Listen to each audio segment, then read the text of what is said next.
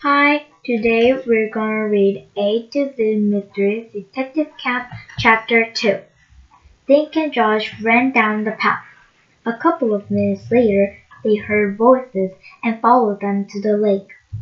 They found all the other kids sitting on tree stumps arranged in a big circle. In the center was a ring of rocks surrounding a pile of wood. A few yards away, a dock jutted out into the lake. There were several canoes piled up beside down on the dock. Pedals stuck out from beneath each canoe. Ruth Rose had saved two stumps, so Dink and Josh sat on either side of her. "You two are late," Ruth Rose said in a whisper. "Bad Moose boys." Suddenly a loud whistle pierced the air. Angie was standing on a stump with her whistle in her mouth. "Welcome to Detective Camp," she said. "Whenever you hear a whistle like this, you need to stop what you're doing and listen. Later, you will be getting daily schedules. For now, the guys and I want to tell you what to expect over the next 2 weeks." She turned and pointed toward the dock. "No one is allowed on the dock or near the canoes unless you're with a counselor," Angie went on. "You'll get a chance to swim or canoe every day starting tomorrow. Luke took over next. Each day, you will also get a chance to do other camp activities like crafts, nature walks, stuff like that," he said. "You'll also learn detective skills from a real detective." A lot of the kids whistled and clapped at the word detective. You're expected you're expected to do camp chores, too," Luke continued. "What kind of chores?" a girl with a long ponytail asked. "Like dishes and stuff?" "No dishes, Jade, but you're expected to keep your bunks neat," Angie said. "And we sweep the cabins every day. Some of you may want to feed the chickens and collect eggs. We even have a vegetable garden if you get liking your hands dirty. Anyway, the chores don't take long, and you can switch around so no one gets bored." "When do we eat?" Josh asked, getting a laugh. "Meal times are scared around here," Buzzy said. "Mario is the cook, and he won't wait for latecomers. Breakfast is at 8, lunch at noon, and supper is promptly at 5 o'clock. We eat outside on the picnic table by the barn unless the weather is bad," Angie added. "If it rains, we don't eat." Most of the kids went silent and stared at her. "Are you kidding?" Josh asked. Angie grinned. "Yes, we eat in the barn if it rains. So that's another chore, to help carry the picnic tables inside if the weather looks bad. When you're not doing these camp things, you will have free time to relax, write letters home, whatever," Luke said. "Okay, any more questions?" "Wait, Luke," Buddy said. "We forgot to tell them the most important thing." "Oh yeah? What's that?" Luke asked with a big grin on his face. "The marvelous mystery map," Fuzzy said. "Detective Rob will explain it all later. For now, we just want to clue you in that there'll be a treasure hunt with a really cool prize." "Awesome!" a bunch of kids yelled. "One more thing before we head up to the barn," Angie said. "This is fun. This will be fun. Break up into your 3 cabin groups. We want each group to decide on a cabin cheer. Try to keep it under 15 words. Later, each cabin will get to yell out their cheer. Okay, get busy. You've got 10 minutes." The kids all scrambled around to sit with the cabin mates. Dink and Josh and the other 6 boys from Moo's cabin sat under a shady pine tree. "This is so cool," Hunter said. "I've never been to camp before." Does anyone have any ideas for a cheer? Asked Billy. How about putting in something that rhymes with moose? Said Ian, one of the twins. Yeah, like news or goose or loose, his brother added. Or juice, said Joss. Or caboose, added Campbell. What about this? Dink said. Hey, I'm a moose. I drink my juice at night. At night I sleep in my caboose. That's 16 words, Duke said. I have an idea, Campbell said. Moses rock, Moses rule, Moses rule.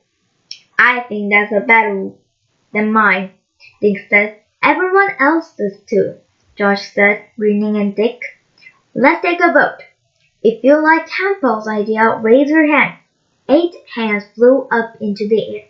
Okay, time's up, everyone, Andrew announced it a few minutes later. If you didn't finish, you will have time to get together with your cabin mates before supper tonight. Now we'll head over to the barn and the lodge so you can meet the Darbies. In a long straggling line, the kids followed the 3 counselors back along the path. Did your cabin finish making a cheer? Dink asked Ruth Rose. No, Ruth Rose said, but we have some good ideas. We did our cheer, Dink said. You did? Tell me! Ruth Rose begged. Both boys shook their heads. You'll have to wait, Josh teased. The group went around the lodge to the barn. It was bigger than Dink had thought when he first saw it. There was a long extension in the back. Through the open doors, Dink could see archery equipment hanging on the wall. There was a big empty space in the middle of the barn floor, and in a corner sat 3 potter's wheels and shelves holding crafty supplies. Okay, campers, gather around, Buzzy yelled. This is where you'll come for any crafty activities. We eat on those picnic tables over there. Around the side is the chicken coop at Mo's house. Whose house? Asked one of the girls. Remote is a goat, Buzzy said. He's the camp mascot. He once chewed the Darby's TV remote. Since then, everyone calls him Remote, but I call him Mo the goat. Suddenly, a large red rooster strutted around the side of the barn. He had red and black feathers and a fierce-looking beak. He stopped when he saw all the strangers. And this is Ronald the rooster, Luke said. He and Remote are buddies, but he's not very friendly with anyone else, so watch out. Ignoring anyone, Ronald began scratching the ground for bugs and worms. Next, we're going into the lodge, Angie continued. The Darbys are excited to meet you. Remember, this is their home. They love reading mystery and detective stories, so they decided to create this camp. This is his first year, so it's sort of an experiment. They hope to have even more kids here next summer. Buzzy Wood held the back door open, and everyone filed into the lodge. They walked into a large, bright kitchen. A tall man wearing an apron was standing at a work table chopping vegetables. Hi, I'm Mario, the man said. I do all the cooking, so be nice to me. And on your way out, grab a cookie. I'm taking a batch out of the oven in 3 minutes. Mario's head was completely bald, and he wore a red bandana as a headband. He had a large brown mustache that curled into pointy ends. Thanks, Mario, everyone said. Let's go into the great room, Angie said, passing through a doorway. They all gathered in a huge room filled with sofas, tables, lamps, and more books than a small library. Most of the walls had book tables, but and they were stuffed. Several paintings hung on the walls. Some were so old and dirty that Dink couldn't tell what he was looking at, but others were bright and clean, as if they'd been painted. Dink noticed Buzzy peering into a cabinet with glass doors. On the shelves inside were dozens of small animal figurines. They were metal and gleamed softly like the silver teapot Dink's mom used only on holidays. Just then they all heard a screeching noise. A door slid open, revealing an elevator. As all the kids stared, a man and a woman walked slowly off the elevator. They both had white hair and wore glasses. The woman used a walker. Their wrinkled faces lit up when they saw the gang of kids. "Hello," the man said. "I'm Mitchell Darby. This is my wife Bessie. Welcome to our home." The couple walked among the campers, shaking hands. "I'll try to remember your names, but forgive an old lady if I forget," Bessie said. "Oh, excuse me," another voice said behind from the group. They turned and saw a woman coming down the central stairs.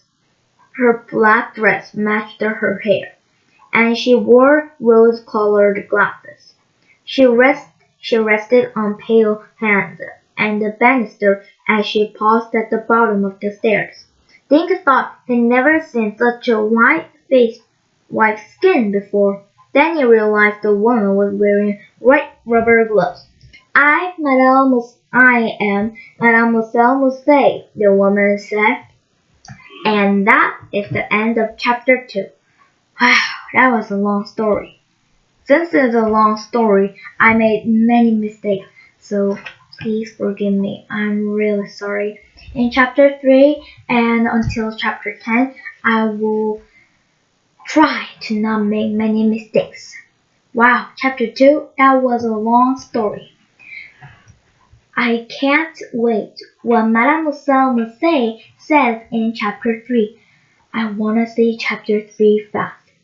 Then see you next time. Bye!